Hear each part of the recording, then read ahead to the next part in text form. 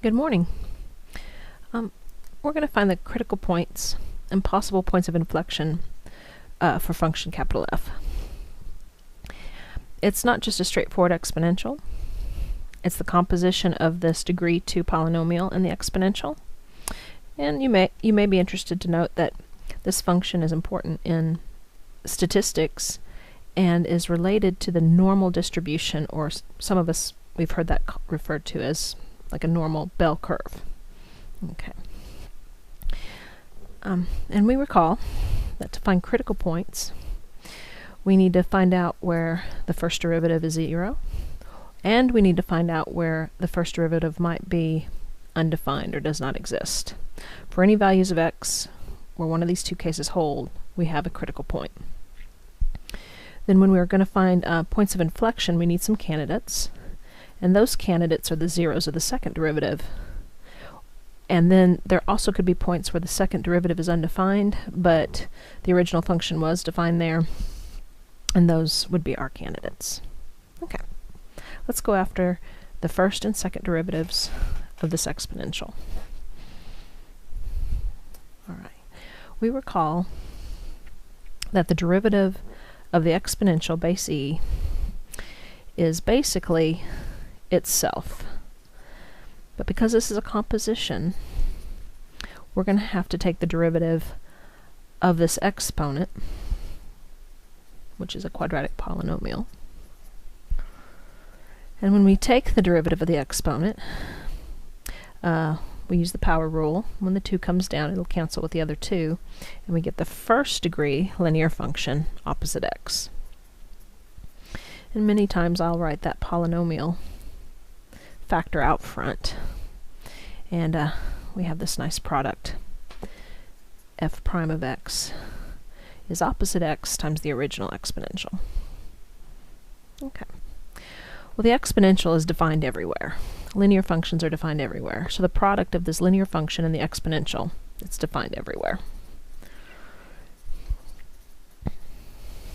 So our critical points will not come from f prime being undefined.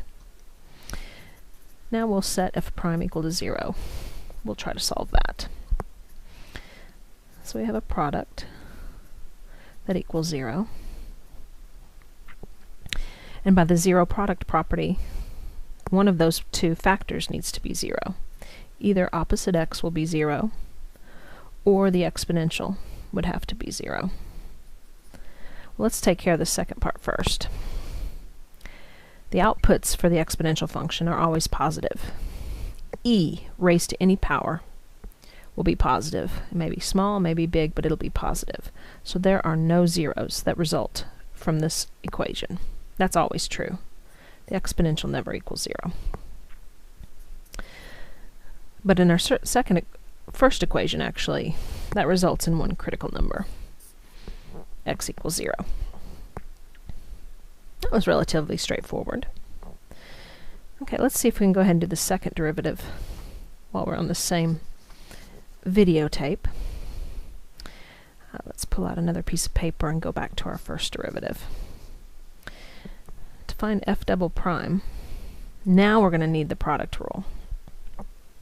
We'll take the derivative of opposite x and leave the exponential alone, and add to that.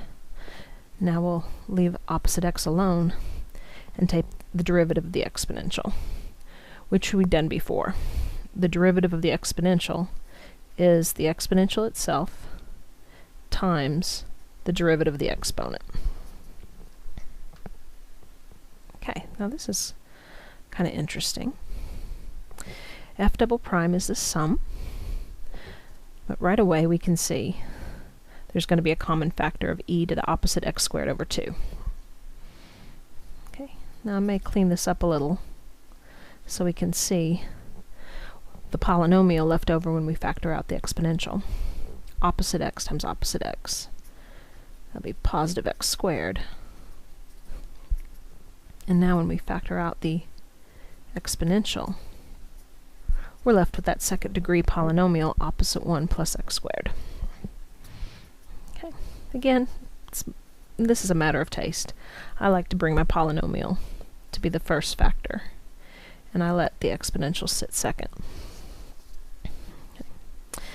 So candidates for points of inflection, by our same reasoning, the second derivative is going to be defined everywhere. We've got a polynomial that's defined everywhere, the exponential is defined everywhere, so that product is defined everywhere.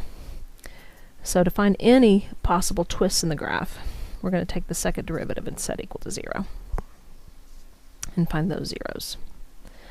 Okay, that means either the quadratic is 0 or the second factor is 0.